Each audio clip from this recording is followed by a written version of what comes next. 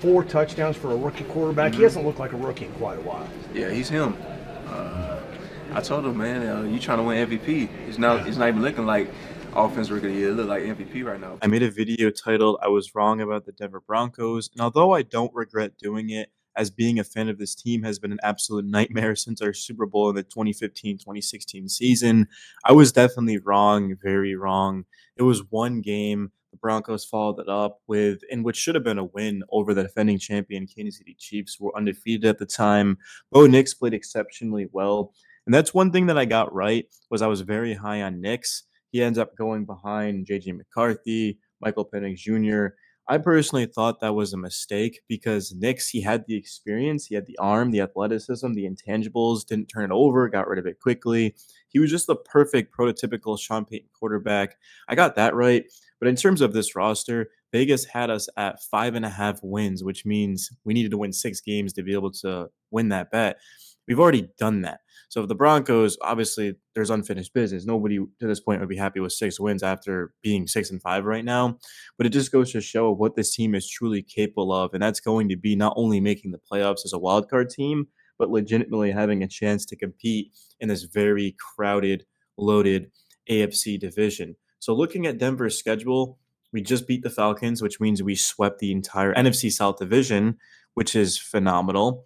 Week 12, we are at Las Vegas against the Raiders. And then week 13, we're actually on primetime Monday night against the Cleveland Browns. So everyone is going to be watching Bo Nix and his defense. I think that's going to be when we start to get serious recognition. I do want to talk more about this 38-6 victory over the Atlanta Falcons. If you look at the start of Bo Nix's career, the first 3 games, he didn't throw a touchdown. He was at the very end of NFL starters in terms of completion percentage. He just wasn't playing that great of football. I don't think he was playing bad necessarily. He just wasn't very impressive. And then all of a sudden, since then, Nix has been the best rookie in the NFL. He's completed 73% or more of his passes in 3 of his last 4 games to go with 9 touchdowns. He also hasn't thrown an interception in 4 of his past 5 games. So he's taking care of the football. He's efficient. He's scoring. And that doesn't mention what he's doing with his legs as well. That's one of the more underrated parts of Bo Nix's game is his ability to get out of the pocket and pick up first downs or to just move around, maneuver in the pocket and extend plays and give his guys a chance to get open down the field. You got to give a lot of credit, though, to Sean Payton. Nix is balling out of his mind. He's playing so well, but Payton's done a good job of getting his playmakers more involved. For example, Marvin Mims Jr., 2 for 49 and a touchdown, had a 37-yard catch. He also had a massive return. It looked like Javonte Williams was going to be benched for the rookie Audric Estime. That wasn't exactly the case in this one because Javonte Williams gets 9 carries, turns in a 59 yards and a touchdown, had a 14-yard run, also caught 4 balls out of the backfield for, I believe, 24 yards, I want to say. Correct me if I'm wrong down below in the comment section. While Estime, 6 for 16 on the ground, and as a receiver, 3 for 9. He did have an insane hurdle, one of the best plays of the week. Denver, they also got Trey Franklin, one of their other rookies out of Oregon, actually, 2 for 15 with a touchdown. And then we saw Sutton, 7 for 78. He's playing some of the best football of his career right now. Devon Vele, another young guy we have on this team, 4 for 66.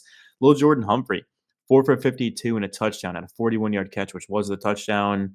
And then we saw Nate Adkins have a catch for 12 yards. Estime had a couple of catches for 9 yards out of the backfield. So Peyton, he's starting to utilize his guys more. This was my biggest thing for Denver coming into the season was going to be, do they have enough weapons on the outside? Obviously, they traded Jerry Jeudy, who was kind of long overdue to that point, but still, do they have enough guys on the outside for Bo Nix to be able to succeed? And originally, no, they didn't. They weren't really being utilized, but it was also just trying to make it easy on Nix. And now that he's more comfortable, we're starting to see these guys go off and produce, and it's a great thing to see. For this video, we'll stick to the offense. We'll talk about the defense in the next one because we're already this far into it to this point. So sticking with the offense, 4 yards per carry, 105 yards. The Broncos, they haven't consistently been able to run the football this year. I think that's one thing that they're going to have to get going as the season goes on is just being more consistent with it and not going away from it. especially when you've got a guy like Bo Nix who's throwing the ball underneath and letting these guys create after the catch. You just want to be a little bit more balanced, consistent, because again, what's coming up next, you're going to want to be able to run the ball. The Browns have a really good run defense, which is underrated. The Raiders terrible overall, pretty much in every single unit. But then that gauntlet schedule for Denver, Indy, Los Angeles, Cincinnati, Kansas City. I mean, if you lose 3 of those 4 games, you could be talking about missing the playoffs. If you win 2 of those, you probably make it because again, the Broncos, they'll be 8-5 hopefully after their next 2 games. Let's just say they beat Indianapolis, so now they go to 9-5, and then they lose their next 3 games, which would be devastating, go to 9-8. But the Colts, you look at their schedule, they've got Detroit, who they'll probably lose to. So we're talking about them being 5-7. Let's say they beat the Patriots 6-7, bye week, lose to Denver 6-8, and then they win their next 3 games. That would put them at 9-8. Denver would have the tiebreaker because they beat the Colts. I'm pretty sure that's how it should work. I'd imagine that is how it works. So Denver, that's actually a beautiful thing. And I don't think the Broncos are losing their final 3. They're not losing their final 3 games. They're not losing 3 games in a row this season. It's just not going to happen. They'll beat Kansas City at home. I think they'll probably take that game. So yeah, the Broncos will be fine, man. I have no issue with the Broncos whatsoever. They just have to take care of business, and they're playing so well right now. They're playing very well, neck and neck, chance to beat the Chiefs in their own building and their undefeated streak with a field goal that gets blocked, blow out the Falcons, who are 6-4 coming into this. They have about as many weapons as it gets in this league. I'm chilling as a Denver Bronco fan right now, man. Tight end, fullback Nate Adkins, blocking specialist, scored the first of 4 Bo Nix touchdown passes. He was left wide open and gave the Broncos an early 7-0 lead. LaJordan Humphrey been getting a lot of hate, and I definitely think it's rightfully so at times. But he had a good game. He scored Nix's 4th touchdown pass late in the game and had a key 3rd down reception that actually was a drop.